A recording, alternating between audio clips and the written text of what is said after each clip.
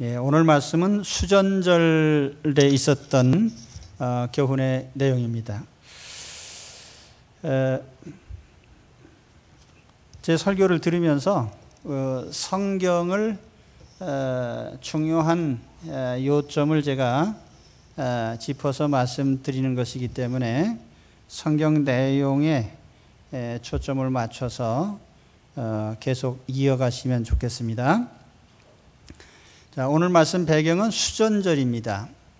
22절에 보면 예루살렘에 수전절이 이르니 때는 겨울이라.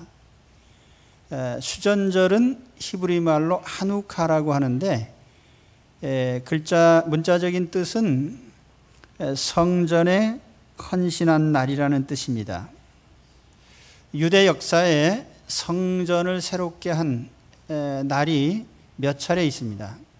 솔로몬 성전을 세우고 봉헌했을 때가 있고, 바빌론 포로에서 돌아와서 성전을 세운 제2성전이죠. 스룹바벨 성전이 있습니다. 또 헬라 시대에 오늘 본문의 배경이 되는 이 하누카의 배경이 되는 날이 있고, 또 헤롯 성전이 세워진 날이 있습니다. 본문의 배경은 바로 이 헬라 시대. 우리가 성경 역사에서는 또 중간기 혹은 메카비 시대라고 하는 그 시대의 역사적 배경을 두고 있습니다. 알렉산더 대왕이 죽은 후에 그 제국이 넷으로 분열이 됐어요. 그래서 그 넷 중에 팔레스틴에 영향을 준 나라는 안디오쿠스라고 하는 왕, 지금으로 말하면 시리아죠. 그 지역을 다스리던 안디오쿠스 제국이 있습니다. 또 하나는 이집트를 통치했던 프톨레미라고 하는 왕조가 있습니다. 그런데 그 안디오쿠스의 아들인 에피파네스라고 하는 왕이 바로 자기의 라이벌인 그 애굽 세력, 이집트 세력을 제압하기 위해서 원정을 갔다가 패전을 합니다. 그리고 돌아오는 길에 분풀이를 하는 것이 바로 오늘 이 역사적 배경이 되는 거예요. 그래서 이 에피파네스는 별명이 에피마네스, 아주 사탄의 사자죠. 유대 역사의 최악의 피해를 준 인물인데, 이 사람은 예루살렘에 들어와서 온갖 만행을 다 저질렀어요. 그래서 그가 내린 칙령 중에 보면은 이런 내용이 있습니다. 유다인들은 이교도들의 관습을 따를 것, 성소 안에서 번제를 드리거나 희생물을 드리거나 술을 봉헌하는 예식을 행하지 말 것, 안식일과 기타 축제일을 지키지 말 것, 성소와 성직자들을 모독할 것, 이교의 제단과 성전과 신당을 세울 것, 돼지와 부정한 동물들의 희생 제물로 잡아 바칠 것, 사내 아이들에게 할례를 주지 말 것, 온갖 종류의 음란과 모독의 행위로 스스로를 더럽힐 것, 이렇게 하여 율법을 저버리고 모든 규칙을 바꿀 것, 이 명령에 따르지 않는 자는 사형에 처함. 그러니까 유대인들에게는 가장 모독적인 그런 칙령을 내려서 유대인들을 모독을 한 겁니다. 심지어는 아이에게 할례를 베풀었다고 해서 아이 엄마를 처형하고 아이도 목매를 달아 죽이는 아주 잔인한 짓을 했어요. 그래서 이걸 참다 못해서 여기에 대항하기 위해서 일어난 사람이 있는데, 바로 모딘의 제사장이었던 마따디아와 그 아들들입니다. 그 중에 유다 마카베오라는 열렬한 율법의 신봉자가 있었는데, 이 사람이 이제 군인들을 모아서 바로 에피파네스에게 대항을 했어요. 그래서 마침내는 그들을 예루살렘에서 몰아내고 또 성전을 다시 정화시켰습니다. 바로 이날을 기념한 절기가 수전절이라는 절기입니다. 이 수전이라고 하는 것이 성전을 다시 개수했다고 해야 되나요? 성전을 회복한 날, 그래서 기슬레우월이라는 그 유대 절기로, 우리 절기로 하면 12월, 지금 오늘 겨울이라고 그렇게 되어 있는데 한 주간 동안 이 절기를 지켰습니다. 그래서 예수님 당시에 굉장히 의미 있는 절기로 유대 사회에서 지키던 절기예요. 바로 이 절기를 배경으로 해서 오늘 예수님이 솔로몬 행각이라고 하는 장소에서 가르치고 계십니다. 23절에 보면은 예수께서 성전한 솔로몬 행각에서 거하시니, 이 솔로몬 성전은 다 무너져서 없어졌고, 솔로몬 시대에 세웠던 그 돌기둥과 지붕이 약간 남아 있어요. 예루살렘 성전 동편 쪽에. 그래서 예수님 당시에 그 장소에서 사람들이 모여서 말씀을 듣기도 하고 가르치는 그런 장소였습니다. 예수님께서 바로 그곳에서 가르치셨죠. 이런 배경 속에 아주 중요한 질문이 오늘 던져집니다. 그것이 바로 오늘 말씀 23절에 있는 말씀이에요. 당신은 언제까지 우리를 궁금하게 만들 작정입니까? 당신이 그리스도라면 밝히 말하십시오. 다시 말하면 예수님의 신분에 대한 확인, 당신 누구요? 라고 하는 이 질문을 오늘 던지고 있습니다. 이 질문은 우리가 두 가지 입장에서 해석할 수가 있는데, 하나는 긍정적으로 정말 당신이 메시아인지 몰라서 묻는데 당신이 메시아라면 우리가 믿겠다, 뭐 그런 취지의 질문이겠죠. 그래서 예수님이 누군가에 대한 질문은 뭐 옛날부터 지금도 계속 제기되는 질문이에요. 예수님이 누구냐? 뭐 요즘에도 보면 뭐 예수님은 뭐 불제자였다, 뭐 별 희한한 그런 가르침들이 나타나고 있죠. 예수님이 과연 누구냐? 이것은 유대인만의 질문이 아니라 전 인류의 질문이기도 해요. 인류에게 나타날 구세주가 누구냐? 그분이 과연 예수님이 과연 그분이냐? 이런 질문을 우리가 할 수 있어요. 세례 요한이 죽기 전에 마지막으로 유언적으로 던진 질문이 뭐냐면, 당신이 정말 메시아이십니까? 우리가 다른 분을 또 기다려야 됩니까? 이 질문을 했거든요. 그 예수님 자신도 가장 인기가 좋을 때 제자들을 불러다 놓고 물어봤어요. 사람들이 나를 누구라고 하더냐? 이사야 혹은 예레미야, 죽은 엘리야가 살아났다고도 합니다. 그 엘리야가 다시 재림했다고 합니다. 이런 여러 가지 답변을 했는데 예수님이 그럼 너희들은 나를 누구라고 생각하느냐? 이런 질문을 하셨거든요. 그러니까 예수님이 누구냐라고 하는 이 질문은 이것이 유대인의 질문이고 세례 요한의 질문이고 인류의 질문이고 예수님 자신이 던지신 질문이고, 또 오늘 예수를 믿으려고 하는 모든 사람들에게 확인시켜주는 중요한 질문이란 말이에요. 그리고 사도 요한이, 제가 그 요한복음을 지금 계속 읽어가고 있습니다마는, 요한이 던진 최대 이슈가 바로 그거예요. 예수님이 누구냐? 그래서 그 질문을 오늘 중요한 질문으로 던지고 있습니다.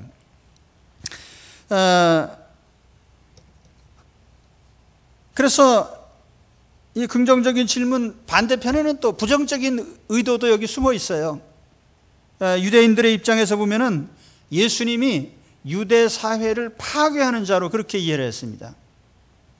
왜냐하면 예수님께서 저 예루살렘 성전을 헐어버리면 사흘 만에 짓겠다 그랬는데, 유대인들이 가장 신성시하는 정말 중요하게 여기는 성전인데 그걸 헐어버린다든지 이런 소리 했기 때문에, 사실 예수님이 십자가에 돌아가실 때 죄목이 두 가지예요. 하나는 성전 모독죄, 또 하나는 신성 모독죄거든요. 오늘 여기 그 내용이 다 여기 포함되고 있습니다. 그래서 유대인들이 볼 때 예수님은 저 성전을 모독하는 발언을 하고, 또 그런가 하면 안식일 날, 물론 그 성경을 어긴 건 아니에요. 유대인들이 만든 미시나라고 하는 계율, 또는 유대인이 만든 613개의 조항의 안식일 조문을 예수님이 위반했단 말이에요. 그리고 유대인들이 부정하게 여기는 사람들과 예수님은 잦은 접촉을 하는 거예요.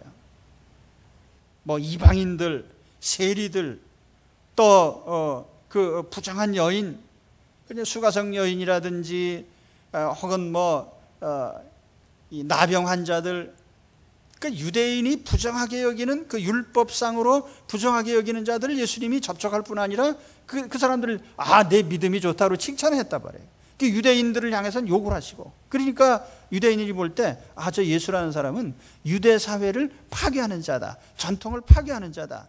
그래서 당신이 정말 메시아라면 왜 유대인의 전통을 파괴하느냐, 이런 취지로 던진 질문이라고도 볼 수가 있습니다. 아마 요즘에도 예수님께 예수님 누구십니까? 내가 믿으려고 하는데 당신은 누구요? 라고 묻는다면 오늘 예수님이 뭐라고 대답하시겠습니까?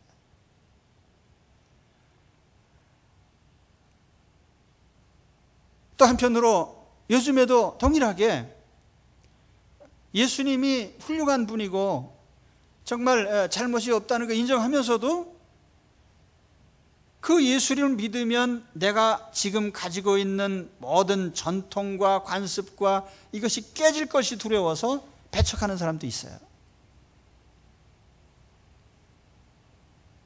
저는 초등학교 3학년 때부터 제가 우리 집에 아주 가장으로서 역할을 충실히 했습니다. 그래서 우리 할아버님 제사를 제가 드렸거든요. 다 이게 써가지고 딱 놓고 아주 예를 갖춰서. 근데 우리가 내려오는 이 전통을 과연 깨트릴 수 있겠냐? 예수를 믿는 것 때문에. 동일한 질문이에요. 근데 예수님이 이런 질문에 대해서 답변을 우회적으로 하셨습니다. 당신이 메시아요 그랬을 때 그래 내가 메시아다 이렇게 대답하지 않으시고 예수님께서 이제 두 가지 측면으로 답변을 하셨는데, 예수님이 이렇게 답변하신 이유가 있습니다. 이 사람들이 믿지를 않는단 말이에요. 믿으려는 의도로 질문을 던졌다면 흔쾌히 대답을 하겠죠. 만약 수가성 여인처럼 나는 정말 메시아를 기다리고 있습니다, 그분이 오시면 믿겠습니다 그랬을 때 내 앞에 있는 내가 바로 메시아다. 또 여기 날 때부터 맹인되었던 사람이 눈을 뜬 후에 정말 내가 메시아를 볼 수 있다면 그분을 내가 믿겠습니다 그랬을 때 너하고 얘기하고 있는 바로 내가 메시아다. 주님 그렇게 신분을 밝히셨거든요. 근데 여기선 그렇게 하지 않으신 이유가 이 사람들이 믿으려고 한 질문이 아니에요. 예수님을 배척하려고 해요. 그러니까 안 믿으려고 하는 사람들에게 증명을 하면 무슨 소용이 있겠냐. 그러니까 누가복음 16장에 보면 안 믿으려고 하는 사람은 죽은 자가 살아나서 가서 믿으라고 해도 안 믿는단 말이에요. 저 공동묘지에 있는 사람이 오늘 찾아와가지고 믿으라고 해도 안 믿는다니까요. 안 믿을 사람은. 그러니까 굳이 예수님께서 안 믿으려고 하는 사람에게 자기 신분을 밝힐 필요가 없단 말이에요. 그러나 오늘 주님께서 굳이 믿겠다고 하면 증거는 있다. 그래서 두 가지를 오늘 말씀을 하시며, 하나는 예수님이 이미 수없이 가르친 예수님의 말씀, 교훈, 그걸 이제 다시 상기를 합니다. 오늘 25절에 보면 예수께서 대답하시되 내가 너희에게 말하였으되 믿지 아니하는도다. 예수님 무슨이 말했죠? 나는 세상의 빛이다, 나는 선한 목자다. 우리가 지금까지 쭉 말씀 같이 봐왔잖아요. 나는 생명의 떡이다, 나를 믿는 자는 영생을 얻을 것이다, 내가 곧 길이요 진리요 생명이다, 나를 믿는 사람은 그 배에서 생수의 강이 흘러나리라. 그러니까 주님께서 자기 자신의 신분에 대해서 누누이 밝혔단 말이에요. 나는 아버지가 보내신 자다, 나는 하늘에서 온 자다. 예수 그리스도께서 자기 신분을 밝히셨어요. 그런데 사람들이 안 믿은 것뿐이에요. 그러니까 사람들이 다 떠난 후에 예수님이 제자들에게 질문하셨잖아요. 그럼 너희도 가지 그러냐 그랬을 때 베드로가 영생의 말씀이 있는데 우리가 어디로 가겠습니까? 주님은 이미 자신이 구세주인 사실에 대해서 충분히 말씀하셨어요. 그러니까 지금도 여러분 예수님을 정말 믿기를 원한다면 성경 내용만 보시면 필요하고도 충분한 만큼의 증거가 다 있습니다. 주님의 말씀이에요. 복음의 내용.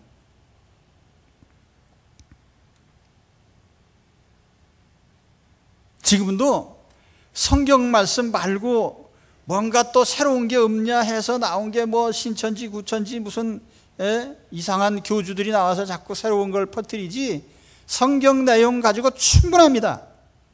예수 그리스도에 대해서요. 그리고 또 한 가지는 주님이 오늘 말씀하셨지만은 주님이 행하신 메시아로서 구세주로서의 여러 행적들, 말하자면 기적이라든지 예수님 살아가신 자취 자체, 그것만으로 충분히 예수님이 구주이신 걸 보여주신 겁니다. 귀신이 쫓겨가고 태어날 때부터 걷지 못하는 사람이 걷고 안 못 보던 사람 눈을 뜨고 오병이어의 기적이 일어나고,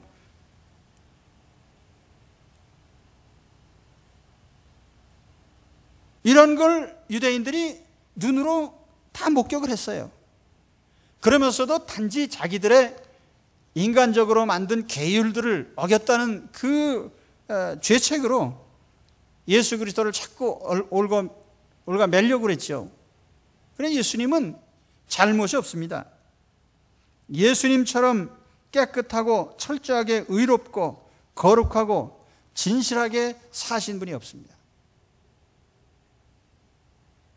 예수님처럼 죄 없으신 분이 죄인들을 대신해서 십자가에서 죽으신 사람도 없고요.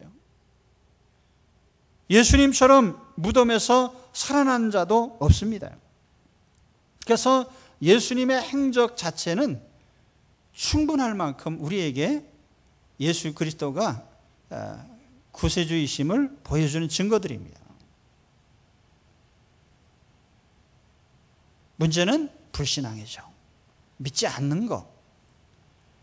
그래서 오늘 26, 27절의 말씀, 너희가 내 양이 아니므로 믿지 아니하는도다. 내 양은 내 음성을 들으며 나는 그들을 알며 그들은 나를 따르느니라.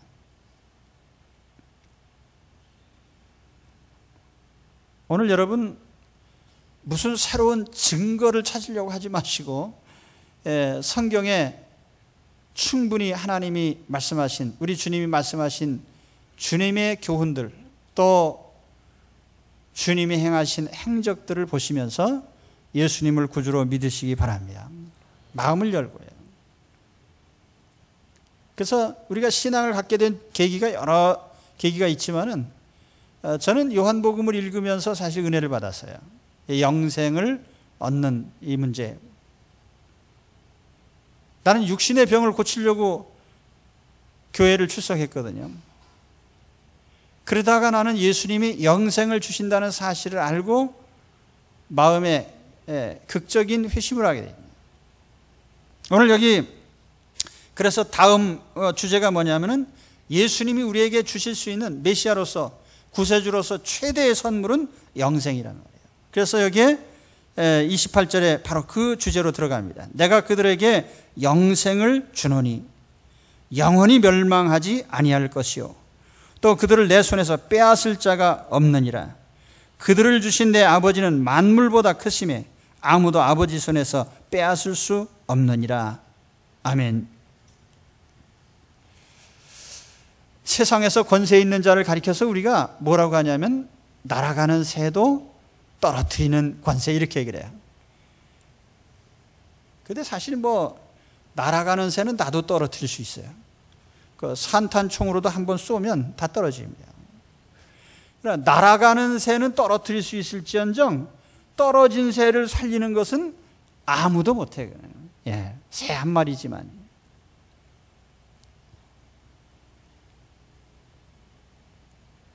그 우리 집에 개미가 어디서 들어온지 모르겠어요. 아무리 망을 쳐놔도 파리도 들어오지, 하루살이도 들어오지. 그 하루살이가 어떻게 그걸 알고 들어온지 모르겠어요. 냄새 맡고. 근데 그 개미가 만일 그 개미를 내가 살리려고 한다면 그게 제대로 살까? 뭘 먹여 살리면 살 수 있을까요?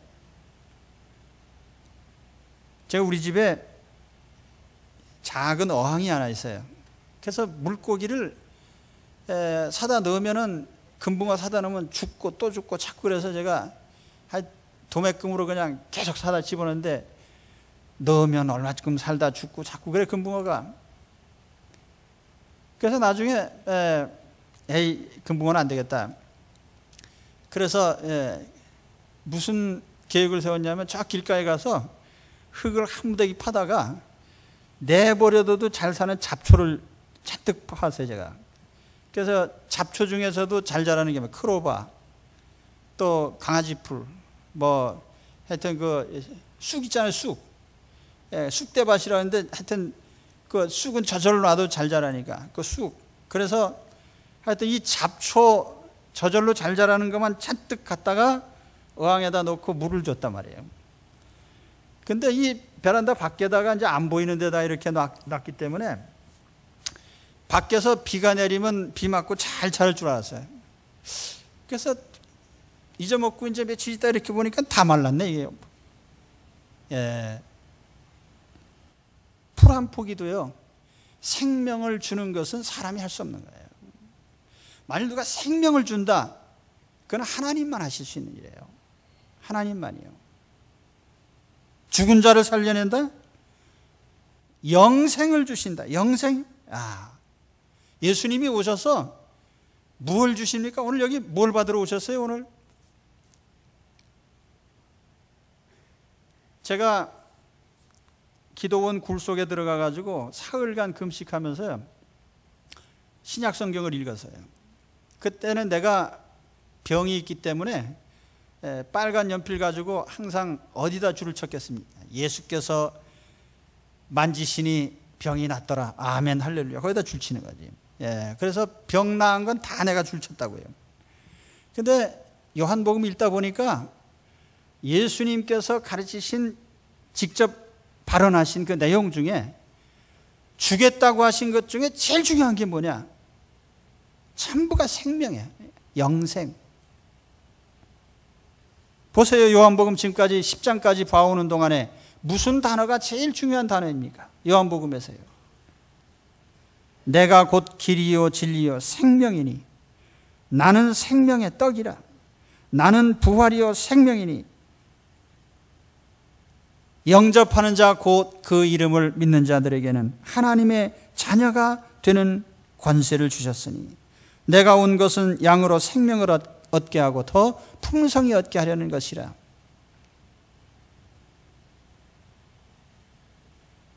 예수 그리스도를 믿는 자마다 멸망치 않고 영생을 얻으리라. 영생을 너희에게 주노니. 영생이에요. 생명. 오늘 우리가 예수 그리스도를 통해서 받을 수 있는 가장 큰 선물은요, 우리의 영생입니다. 생명입니다. 다른 것 우리가 비교할 수 없어요. 우리가 땅에서 뭐 떼돈을 벌면 뭐 하겠어요? 빌 게이츠가 돈 왕창 벌어가지고요, 벌어놓으니까 별로 쓸 데가 없어요. 이게 명품인지 멍품인지 사보세요.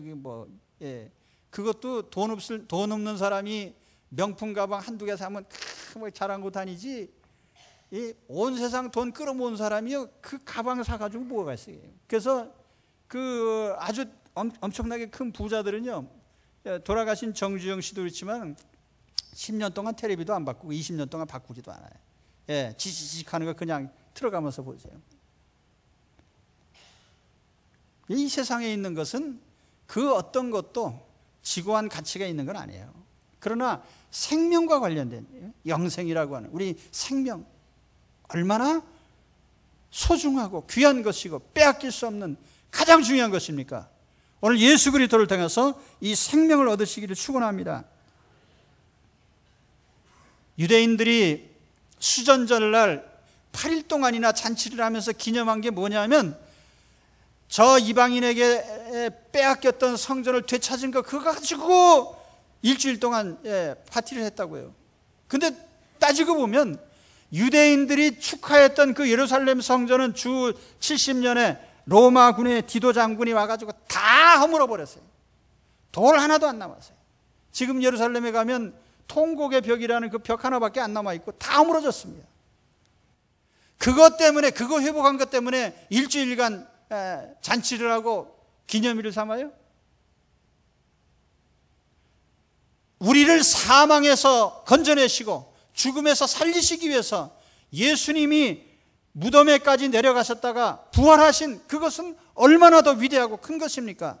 오늘 우리가 주일을 지키는 이유가 뭡니까? 주일날은 주님이 부활하신 날이에요. 진짜 성전은 예루살렘 돌집이 아니라 예수님의 몸이 진짜 성전이에요. 예수님이 부활하심으로 우리도 부활의 능력을 가지게 된 거예요. 예수님이 사망을 이기심으로 우리는 예루살렘 돌집이 아니라 생명이 있는 하나님의 생명의 집을 살리게 된 것입니다. 진짜 지킬 수전절은 예루살렘 성전이 회복된 날이 아니라 오늘 우리의 죽은 영혼과 몸이 살아난 날입니다. 예수님 때문에요.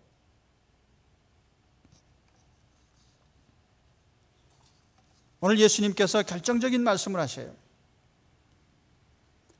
요한복음 10장 30절 기억해 두십시오. 신구약 성경을 통해서 가장 중요한 구절입니다. 나와 아버지는 하나다. 예수님의 신분에 관한 대단히 중요한 구절들입니다. 여러분 요한복음을 보시면서 제가 그 요한복음 이 강의를 하면서 요한복음이 초신자용이냐, 이게 깊이 믿는 사람들이 봐야 될 내용이냐. 사실은 이 요한복음 초신자들에게 읽으라고 하는데 초신자용이기도 한데 요한복음은 상당히 깊이 있는 책입니다. 그래서 예수님의 신분과 관련된 모든 것이 다 나와요. 근데 이게 예수님께서 나와 아버지는 하나라고 하는 이것도 굉장히 중요한 내용입니다. 나와 아버지는 하나다. 예수님과 성부 하나님이 동일한 신성을 가지셨다는 뜻이기도 하고 상징적이거나 형이상학적인 그런 결합이 아니라 실체적인 결합을 나타내는 말이에요. 불가분리적인.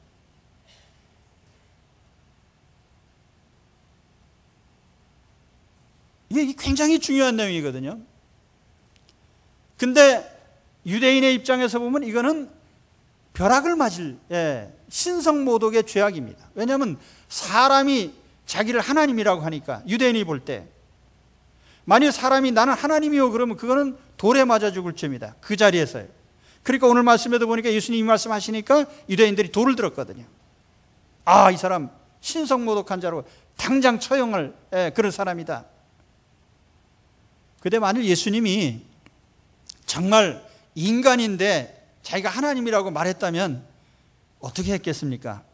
야, 내가 말을 잘못했다. 아니면 너희들이 잘못 알아들었구나. 네, 그런 뜻이 아니고 사실은 내가 하나님이라는 뜻이 아니라 이런 의미라고 해석을 했을 겁니다. 그러나 예수님은 그런 말씀 안 하셨어요. 오늘 여기 말씀해 보면은 무슨 소리냐? 오늘 이거 몇 절입니까? 내가 아버지로 말미암아 여러 가지 선한 일을 너에게 베풀었는데 그 중에 어떤 일로 나를 치료하느냐? 유대인들이 대답하죠. 네가 사람이 되어서 33절에요. 내가 사람이 되어서 자칭 하나님이라고 하기 때문이다. 그런데 예수님께서는 오히려 자기 입장에 대해서 강하게 말씀하십니다. 하나님이 세운 하나님의 사자들, 예를 들면 사사 같은 사람도 신들이라는 칭호를 붙였는데 하물며 진짜 하나님의 아들이신 예수님이 내가 하나님과 아버지와 내가 하나라고 한 그것이 죄가 되겠냐. 자, 나와 아버지는 하나라고 한 여기에서 우리 구원과 관련돼서 결정적으로 중요한 두 가지 사실이 있습니다. 첫째는 우리가 받은 구원의 신성함이에요. 내가 받은 구원은요, 내가 하나님 자녀가 되고 천국 백성이 된 이것은 어떤 인간적인 노력의 결과가 아닙니다. 누가 값싸게 제공한 구원 서비스가 아니에요. 성부 하나님과 성자 예수 그리스도의 신성적인 능력에 의해서 하나님의 주권으로 우리에게 주신 베푸신 구원입니다. 우리 구원을 소중히 여겨야 돼요. 가끔 어떤 사람들이 그래요. 저 기독교인들은 밤낮 죄 짓고 나서 예수님만 믿으면 구원받는다고 하더라. 천국 간다고 하더라. 되게 웃긴다. 정말 그렇습니까? 출발점이 잘못된 거예요. 여러분, 여기 앉아 있는 분들을 다 예수 그리스도를 구주로 믿고 구원받으신 분들이죠? 그렇습니까? 근데 우리 본래 뭐 죄를 짓고 뭐 예수님 믿어서 구원받았다고 뭐 하는데, 그러면 자기들은 예수님 안 믿고 자기 자력으로 의로운 사람들입니까? 하나님 앞에 어림도 없는 얘기예요. 의인은 없나니 하나도 없어요. 여러분, 이제 오늘부터 고린도서를 묵상하는데요, 고린도 교회, 지구상에 있는 전형적인 도시형 교회입니다. 온갖 문제가 있는, 그래서 복잡한 문제는 고린도 교회 안에 다 있어요. 이성 문제, 성적인 문제, 분쟁, 소송, 서로 싸우고 다투고 은사 가지고 싸우고. 근데 그게 고린도 교회의 모습이냐면 세상에 있는 모든 교회가 다 그렇다는 거예요. 교회는 본래 죄인들이 모인 곳이에요. 죄인들이. 자기가 죄인이라고 생각지 않는 사람은 교회에 안 와요. 죄를 용서받고 구원받으려고 온 사람들이에요. 그래서 고린도서에 보면은 고린도 교인들이 형편없지만 그래도 하나님의 교회, 거룩한 성도, 하나님께서 불러내신 자들, 우리 주의 이름을 부르는 자들, 필경 하나님이 책임지고 구원을 완성하실 사람들, 그게 교인들이에요. 그 교인들은요, 다 죄인이지만 다 구원이 확실한 사람들입니다. 예수님 믿는 은혜 하나 때문에요. 그 교인들은요, 교인들은 서로 의인이기를 기대하면 안 돼요. 또 우리가 인격적으로 훌륭하기를 기대할 수 없어요. 따라서 합시다. 우리 모두 죽을 죄인들입니다. 맞습니까? 괜히 따라 했습니까? 교회 안에 의인이 없어요. 전부 죄인들이에요.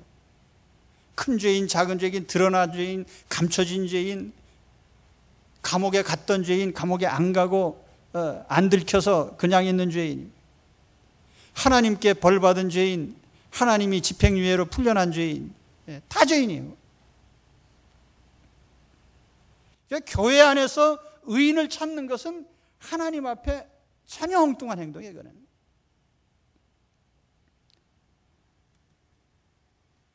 자, 그런데 신적 구원, 신성을 지니신 성부 성자의 주권적인 구원에 의해서 우리가 하나님의 자녀가 된 것입니다. 그래서 내가 아무리 부족해도 하나님의 자녀로서 확실하게 구원을 받게 되는 것입니다. 이게 하나님 주권이라고 그래요. 신성적인, 정말 가장 높은 가치가 있는 하나님이 구해주신 그 구원이에요.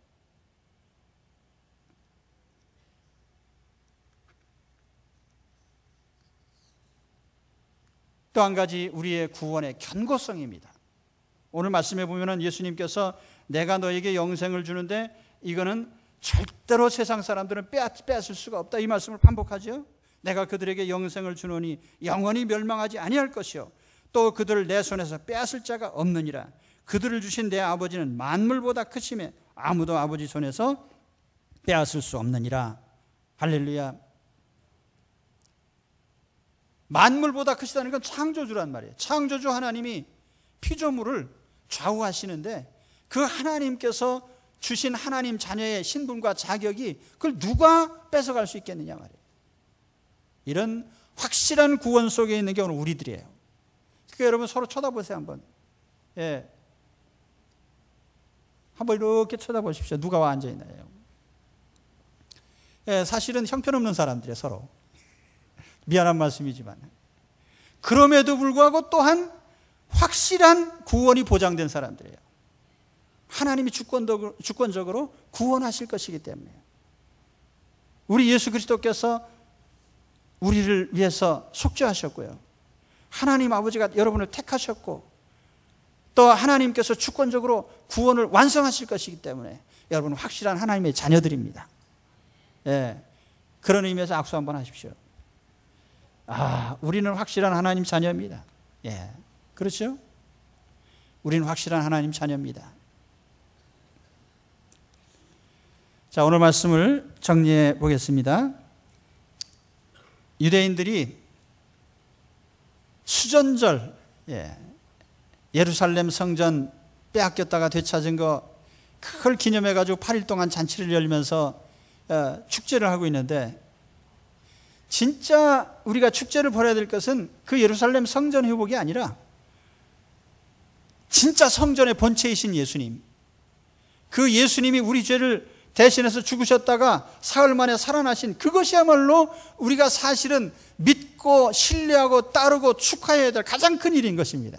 그래서 여러분 주일날마다 교회에 나오실 때 정말 참 성전이신 예수님께서 일어나신, 세워지신, 부활하신 그 날을 축하하면서 나오시기 바랍니다. 그 예수님께서 이와 같이 구원하심으로써 오늘 우리는 완벽한 하나님의 자녀요, 영생을 가진 자로 지금도 살고 있어요. 여러분, 우리는 두 가지 죽음을 맞이하게 되는데, 하나는 육신적 죽음이고 하나는 영적 죽음이에요. 육신적 죽음은 이 땅을 떠날 때 영혼과 육체가 나눠지는 걸 우리가 육신적 죽음이라고 그래요.